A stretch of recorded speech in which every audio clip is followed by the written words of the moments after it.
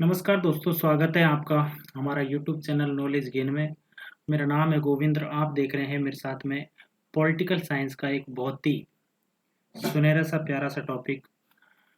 और इस टॉपिक में हम चर्चा करेंगे जो हमारा भारतीय संविधान है उसके हम ऐतिहासिक कारणों के बारे में हम जानेंगे कि भारतीय संविधान जब बनने लगा तो कहाँ से भारतीय संविधान के पद चिन्ह दिखाई देते हैं, कहाँ से उसकी वास्तविक रूपरेखा सी बनती हुई सी दिखाई देती है। तो सबसे पहले हम जो भारतीय संविधान का उसको ऐतिहासिक ऐतिहासिक पृष्ठ में जो टॉपिक देखते हैं, तो उसमें सबसे पहले हमारा जो एक्ट आता है वो आता है 1773 का रेगुलेटिंग एक्ट। अब ये रेगुलेटिंग एक्ट क्यों आया?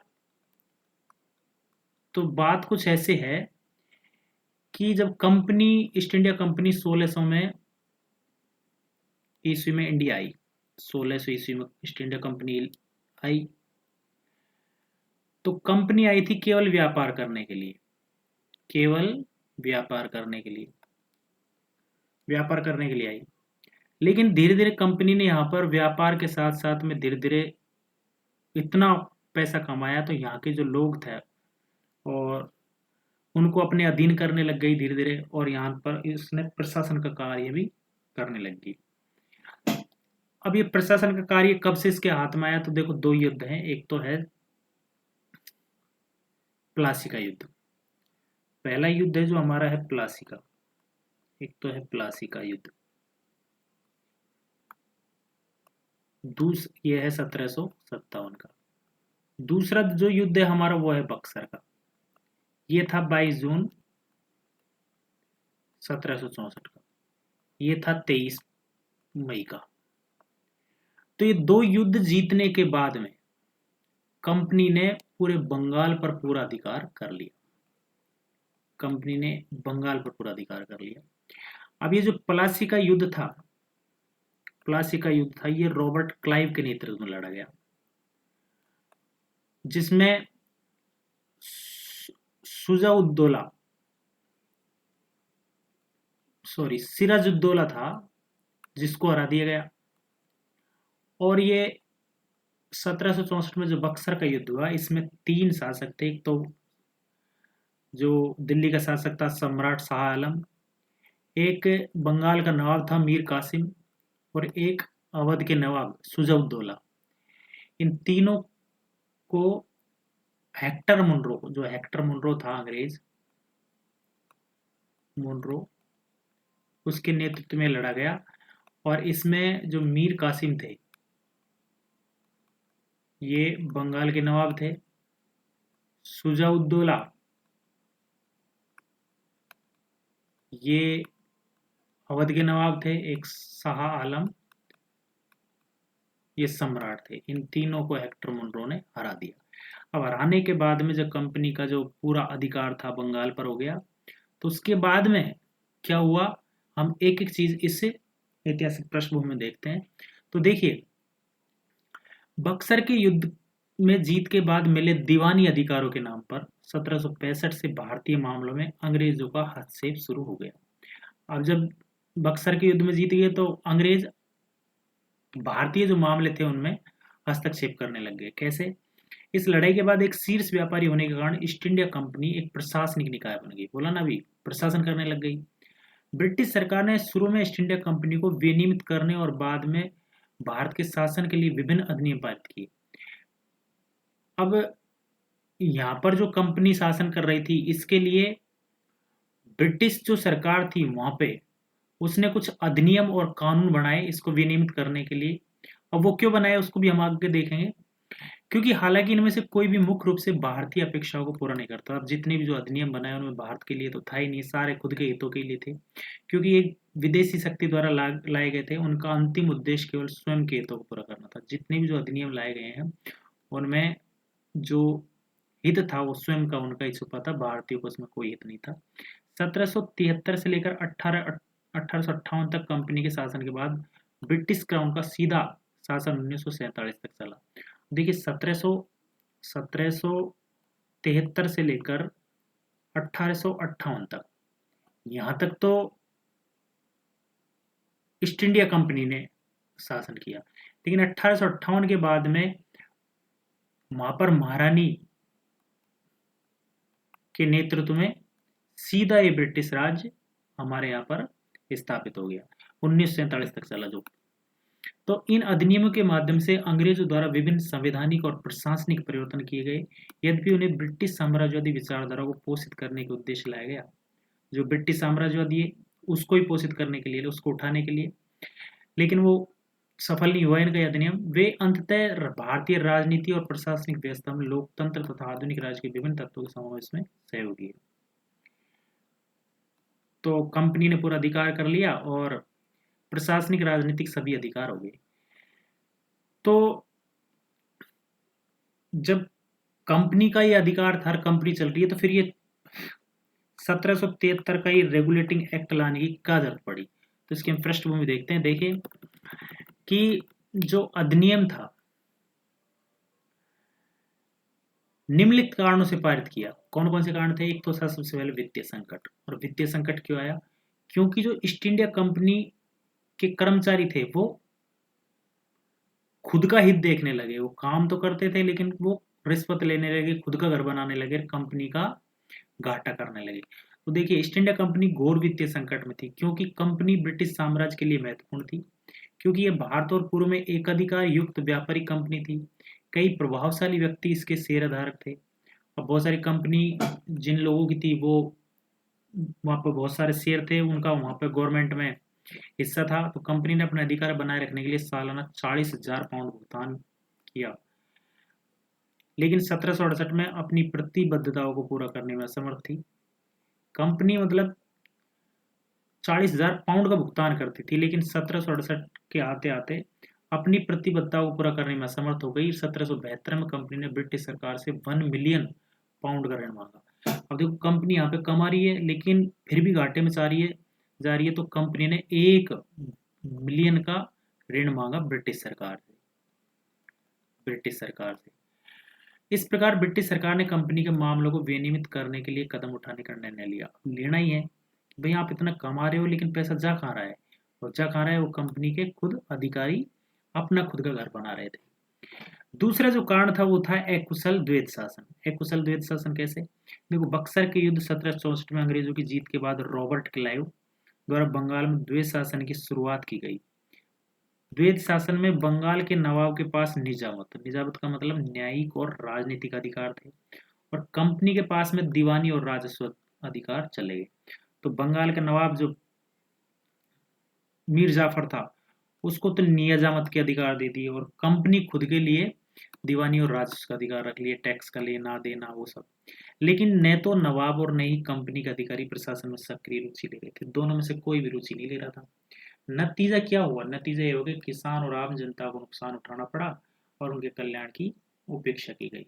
मतलब मरना तो कौन? किसानों को और आम जनता को ही मरना। अगला जो कारण था वो था खराब प्रशासन। अब इनका जो अगला कारण था खराब प्रशासन, कि इनका प्रशासन खराब कैसा था कि कंपनी के अधिकारियों पर भ्रष्टाचार, भाई भतीजावाद के आरोप लगे, क्योंकि उनको राइट्स तक तो खुद का हित देखने लगे। और बंगाल में 1770 में बंगाल में पड़े भीषण अकाल।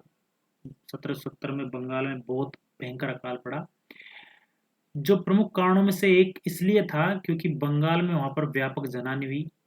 लोगों को राहत प्रदान करने के लिए कोई सार्थक प्रयास नहीं किया, जैसे कोई कराधान में कमी हो या लोगों को अनाज देना हो, राशन देना हो, नहीं, बल्कि कंपनी ने खुद के एम्प्लॉइयों को, खुद के कर्मचारियों को ही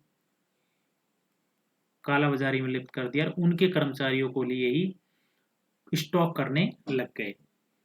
अगला जो कारण था मैसूर के विरुद्ध पराजय। प्रथम आंग्ल मैसूर युद्ध में हैदर अली ने कंपनी की सेना को पराजित कर दिया। तो ये 4 मुख्य कारण थे, इनकी वजह से ये 1773 का रेगुलेटिंग एक्ट लाया गया। अब इसमें प्रावधान क्या थे? तो सबसे पहला जो प्रावधान दिया रेगुलेटिंग एक्ट का वो था पदनाम, कि भाई बंगाल के गवर्नर के पद को बंगाल के गवर्नर जनरल के रूप में प्रतिस्थापित कर दिया गया। जो पहले बंगाल का गवर्नर था उसको अब बंगाल का जी बना दिया गया। पहले गवर्नर जी था, अब डबल जी कर दिया, गवर्नर जनरल बना दिया। वारेन हेस्टिंग को बंगाल का प्रथम गवर्नर जनरल नियुक्त किया गया। तो ये हमारा इंपॉर्टेंट क्वेश्चन बनता है, वनडे बहुत बार पूछा गया कि वारेन हेस्टिंग को बंगाल का गवर्नर जनरल बना दिया गया। ये जो वारेन हेस्टिंग है इसको, अब पहले भी यही था भाई, बंगाल का प्रथम गवर्नर कौन था, यही था हेस्टिंग्स, और प्रथम गवर्नर जनरल वो भी यही था, क्योंकि नाम तो ही बदला। तो बंगाल का प्रथम गवर्नर जनरल कौन था, वॉरेन हेस्टिंग्स।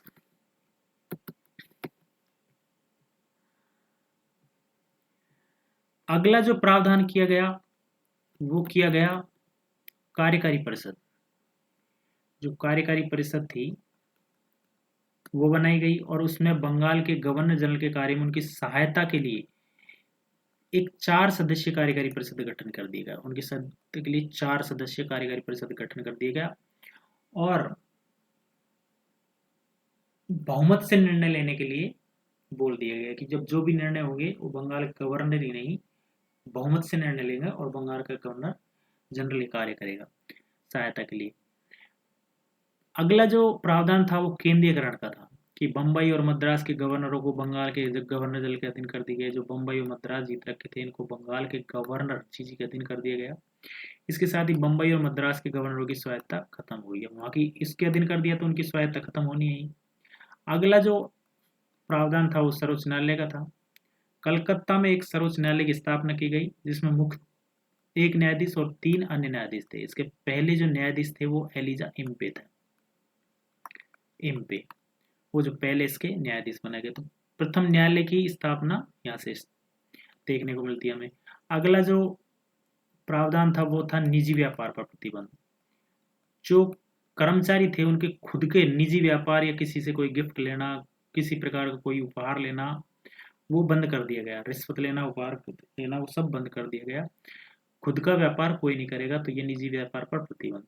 अगला ईस्ट इंडिया कंपनी की जवाबदेही बनाती कि जो कंपनी जो भी काम करेगी उसको सारे मामलों की रिपोर्ट वहां पर ब्रिटिश सरकार को सामने संसद में वहां पर पेश करेगी। तो इसने अनिवार्य किया कि कंपनी का शासी निकाय जो गवर्निंग बॉडी है, जिसमें निदेशक मंडल है, संचालक मंडल, कोर्ट ऑफ डायरेक्टर्स, राजस्व, नागरिक और सैन्य मामले सहित सभी मामलों को ब्रिटिश सरकार के सामने प्रकट करेगी। तो ये जिसके 1773 के एक्ट के थे जो प्रावधान उसमें देखने को मिलते हैं। अब ये जो एक्ट था तो इनका महत्व क्या रहा, भाई जो एक्ट था इसका महत्व क्या रहा, तो महत्व में था कि जो कंपनी के मामलों का विनिमय था वो बना दिया गया। देखो, कंपनी के मामलों का विनियमन कैसे किया गया कि ईस्ट इंडिया कंपनी के मामलों को विनियमित और नियंत्रित करने के लिए ब्रिटिश संसद द्वारा उठाया गया पहला कदम था। मतलब कंपनी के मामलों को विनियमित करने के लिए, सुचारू रूप से चलाने के लिए ये पहला कदम था। केंद्रीकृत प्रशासन, इसमें बंगाल और मद्रास को, मुंबई और मद्रास को बंगाल की प्रेसिडेंसी के अधीन कर दिया गया। तो ये केंद्रीकृत प्रशासन की नींव आपसे देखने को मिलती है। आधिकारिक मान्यता, पहली बार भारत में कंपनी के राजनीतिक और प्रशासनिक कार्यों को आधिकारिक मान्यता दी गई। तो ये इसके मुख्य रूप से महत्व हैं इस अधिनियम के। अब अधिनियम से संबंधित कुछ मुद्दे भी थे, कुछ सीमाएं भी थी कि अधिनियम में क्या क्या कमियां थी। तो सबसे कमी तो ये थी कि जो गवर्नर जनरल के पास जी बनाया था उसके पास में कोई वीटो शक्ति नहीं थी। अब कार्यकारी परिषद तो बना दी, लेकिन गवर्नर जनरल के पास कोई वीटो शक्ति नहीं थी कि हाँ कि मेरे मना करने से या मेरे कहने से ये काम होगा, तो ऐसी कोई शक्ति नहीं थी। अब जो शक्तियां थी, भाई एक सर्वोच्च न्यायालय बना दिया और एक गवर्नर जनरल बना दिए, इन दोनों की शक्तियां भी स्पष्ट रूप से डिवाइडेशन नहीं थी, तो एक ये भी समस्या थी। समन्वय की कमी हो गई। अब समन्वय की कमी होनी है, मद्रास और बम्बई के गवर्नरों ने बंगाल के गवर्नर जनरल के आदेशों का पालन करने से स्वयं को रोक लिया। इसका सबसे बड़ा उदाहरण प्रथम आंग्ल मराठा युद्ध 1775 से लेकर 82 था। अब जब इनका स्वायत्त ही खत्म कर ली तो ये उसके अधिकारों को क्यों मानेंगे, तो ये भी नहीं माने। एक था निष्प्रभावी नियंत्रण, कि जो ब्रिटिश सरकार थी इन पर नियंत्रण नहीं स्थापित कर सकी। कार्यकारी परिषद में गवर्नर जनरल के द्वारा भेजी गई रिपोर्टों का अध्ययन करने के लिए कोई तंत्र नहीं था। तो जो रिपोर्ट थी उनको भेजने के लिए कोई तंत्र नहीं था। इस प्रकार कंपनी की गतिविधियों में जिस संसदीय नियंत्रण की मांग की गई वह निष्प्रभावी साबित हुआ। यह अधिनियम कंपनी के अधिकारियों के बीच भ्रष्टाचार को रोकने में भी असमर्थ था। इससे भ्रष्टाचार भी नहीं रुका कंपनी का।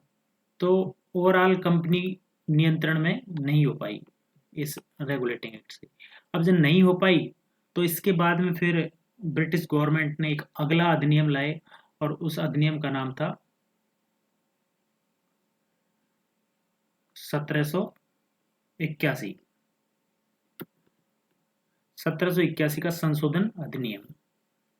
ये 1781 का संशोधन अधिनियम नेक्स्ट जो लाई गई ब्रिटिश सरकार वो ये था, और इसके बारे में हम डिस्कस करेंगे अगली वीडियो में, क्योंकि वीडियो काफ़ी लेंदी हो जाएगी, इसलिए अगली वीडियो में 1781 का जो संशोधन है उसका अधिनियम करेंगे। तो आपने देखा कि जब भारतीय संविधान बनना प्रारंभ हो रहा है तो यहाँ से उसके कुछ विशेषताएं, कुछ पदचिन्ह दिख रहे हैं, उनमें से कुछ स्पष्टता दिख रही है। जैसे कलकत्ता हुआ, वहाँ पर सर्वोच्च न्यायालय की स्थापना हो गई, केंद्रीकृत जो बात हो रही है वो यहाँ से सारी यहाँ से स्पष्ट रूप से दिखाई दे रही है। तो धीरे धीरे ये बनते बनते वही भारतीय संविधान की जो ऐतिहासिक पृष्ठभूमि है उस पर शामिल हो जाएगा।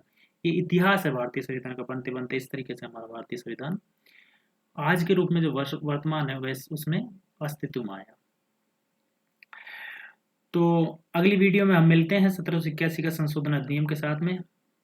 तब तक के लिए आप जुड़े रहिए हमारे चैनल पे, और आप यदि चैनल पर नए आए हो तो हमारे चैनल को सब्सक्राइब कर लीजिएगा और लाइक करिएगा, अपने दोस्तों के साथ में शेयर जरूर करिएगा।